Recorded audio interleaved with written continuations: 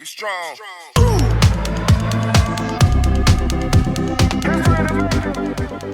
Welcome back to Crypto for Freedom, where we talk about gaining financial freedom through the cryptocurrency markets. Make sure to like the video if you guys like the content. All right, let's dive in. Oh my goodness, you guys. Did you guys see the dump today? I looked down at my phone and I saw Dogecoin at 16 cents.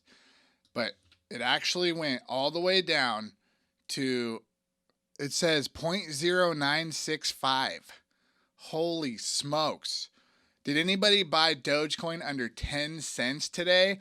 I did not see this wick coming.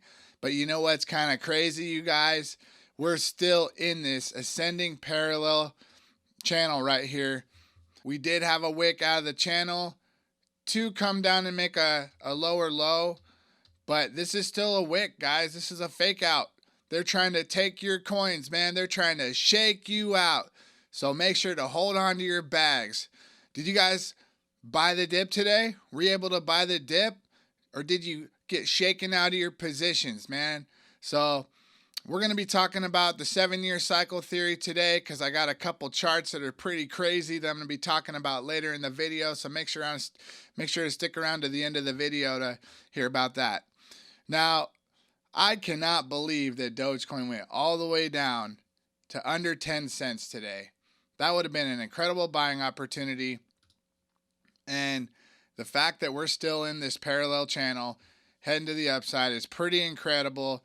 I think they're trying to shake people out here because I think there's still a massive pump coming on the horizon in the very near term, probably more short term. And yeah, they're trying to shake you out, guys. So we just hit the bottom of this trend line again. So we really could be coming up to the top of this trend line any day, you guys. So buy the dip, stick to your plan, you guys. Make sure to have an emergency fund on the side. That way you don't have to get shaken out on these dips. That way you don't have to get shaken out when the price drops and you got rent payment coming up. You got electricity, you got child support, whatever it might be. All these bills that we have as humans, we got to pay every single month.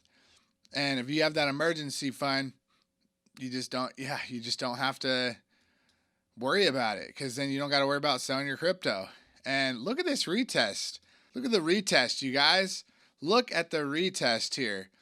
We had the initial resistance, the support, and then the breakout. We come down for a first retest, bounce up, and look at the savagery.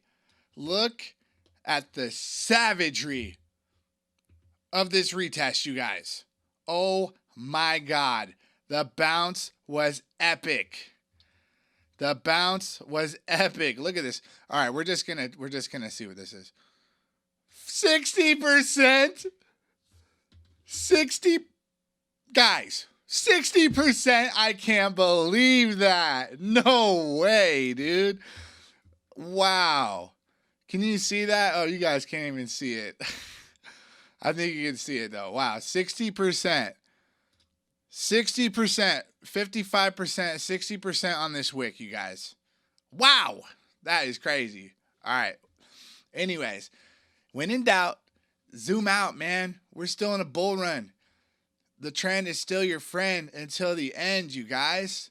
But things are getting kind of scary. All right, Bitcoin. Let's switch over to Bitcoin here. We're still in this rising wedge. We're still in this rising wedge, you guys. Look at this.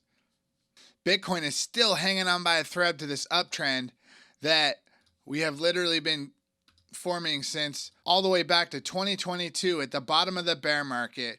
We're seeing massive volatility here.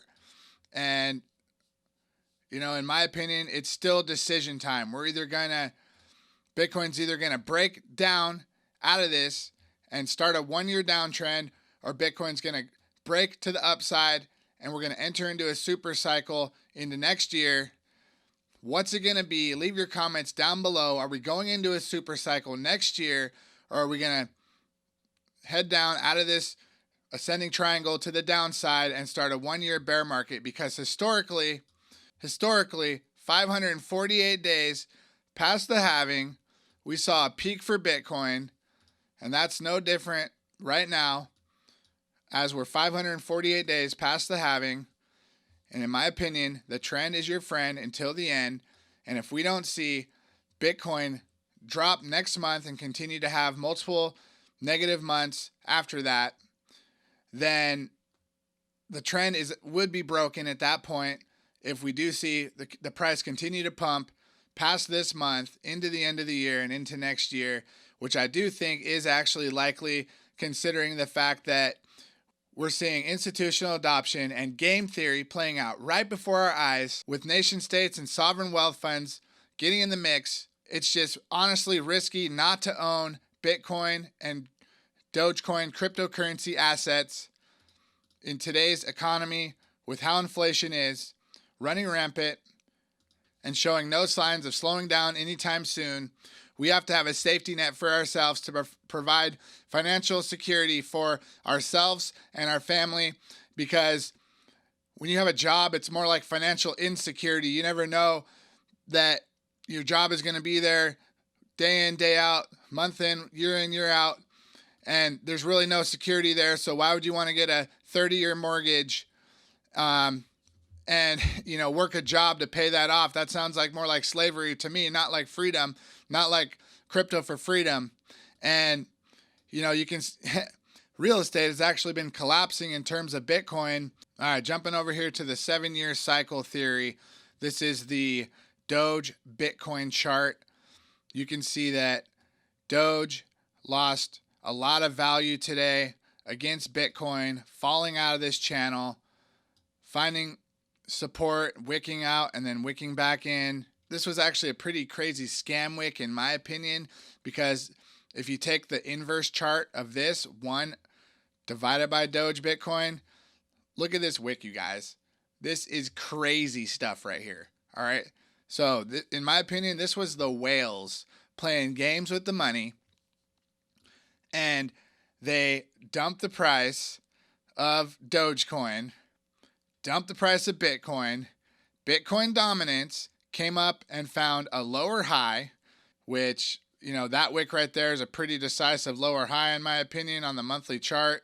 And with that, this wick is crazy because right now, 1 Bitcoin would cost you 584,000 Dogecoin for 1 Bitcoin. But on this wick, 1 Bitcoin would buy you over 1 million Doge today when Doge went down below 10 cents per coin. And that means, whales potentially could have been trading, tens, hundreds, thousands of Bitcoin today for millions of Dogecoin, getting ready for what I'm assuming to be the blow off top altcoin season heading into the rest of this month and into next month. And the trend is your friend until the end, you guys. So until we see this trend break of Bitcoin actually, continuing a bull market past 548 days past the halving, then I'm going to assume that Bitcoin's going to go into a 1-year bear market. And then I'm going to be working my butt off over the next year as hard as I can to save up cash to buy Bitcoin again in 365 days near October 2026. At that point, I'm still not going to be loading up on Doge because, in my opinion, Doge is going to continue to make lower highs against Bitcoin, bouncing in this area until the end of 2027, when it finally makes a low for the 7-year cycle and then breaks out of the downtrend and is able to come up and make a higher high against Bitcoin at this yellow dotted line in August of 2028. Now, remember, you guys, none of this is financial advice, okay? This is for entertainment purposes only. All I'm doing is showing you guys what I'm looking at on these charts here, okay? And I really appreciate all the love on all these videos. It's been so amazing seeing my watch time, my subscribers, and everything like that go up.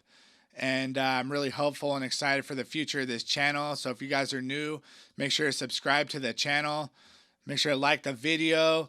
Check out all my playlists, links down below in the description. And watch all my other videos, you guys. It's really helping me grow out here because it feels like I'm doing something really special. So it's an honor to be a part of the crypto YouTube community. And with that, we'll see you guys on the next video. Peace.